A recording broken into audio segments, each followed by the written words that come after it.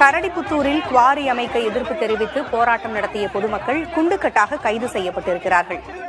காவல்துறையோடு மக்கள் வாக்குவாதத்தில் ஈடுபட்டிருந்தனர். அங்கு தள்ளுமுள்ளும் ஏற்பட்டிருக்கிறது. குவாரி அமைக்கப்பட உள்ள இடத்தில் வீட்டுமனை பட்டா வழங்க வேண்டும் என்று மக்கள் வலியுறுத்தியிருக்கிறார்கள். கூடுதல் விவரங்களை வழங்க செய்தியாளர் எழில் இணைந்திருக்கிறார். எழில், குவாரிக்கு மக்கள் எதிர்ப்பு தெரிவிக்கிறார்கள். தற்பொழுது காவல்துறையோடு வாக்குவாதமும் ஈடுபட்டிருக்கிறது. கூடுதல் விவரங்கள் என்ன?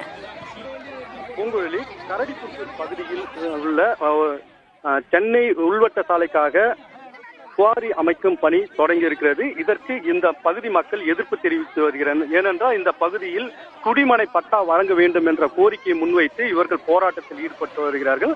அதே போல தங்களது அடையாள அட்டைகளையும் அரசுக்கு ஒப்படைப்பதாகவும் கூறி அங்குள்ள இடத்தில் இவர்கள் பந்தல் அமைத்து தர்ணா போராட்டத்தில் ஈடுபட்டு வந்தார்கள். தொடர்ந்து இவர்களுக்கு பாதுகாப்புக்காக 100க்கும் மேற்பட்ட காவல்துறையின் குவிக்கப்பட்டிருந்த ஒருபுறம் பேச்சுவார்த்தை நடத்தப்பட்டிருந்தது. ஆனாலும் கூட குவாரி அமைத்து தீர வேண்டும் என்ற அடிப்படையில் அவர்கள் குவாரி ஒரு புறம் அந்த குவாரி செயல்பட தொடங்கியது. இந்த நிலையில் இந்த பேச்சுவார்த்தை நடந்து கொண்டிருக்கும் போதே திடீரென காவல்துறையினர் போராட்டத்தில் ஈடுபட்டு வந்தவர்களை கைது செய்ய முற்பட்ட போது காவல்துறையினருக்கும் பொதுமக்களுக்கும் தள்ளுமுள்ளு ஏற்பட்டது. அப்போது அந்த வாக்குவாதம் முற்றி தள்ளுமுள்ளு ஏற்பட்ட போது பெண் ஒருவர் மயக்கமடைந்து விழுந்தார். அவருக்கு கையில் காயம் ஏற்பட்டது. இதனை அடுத்து பொதுமக்கள் ஆத்திரமடைந்து இந்த போராட்டத்தை இன்னும் தீவிரப்படுத்தினர்.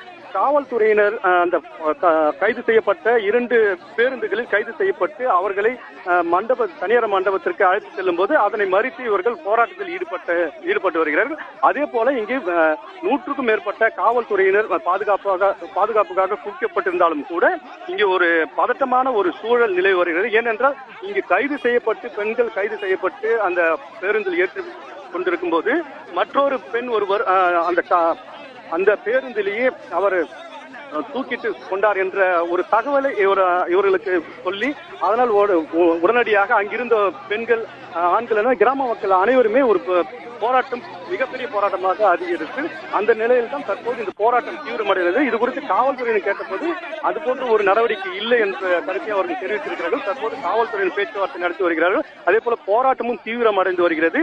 ஒரு பதட்டமான சூழல் ஏற்பட்டிருக்கிறது. பூங்குழலி, தகவல்களை வழங்கியமைக்கு நன்றி.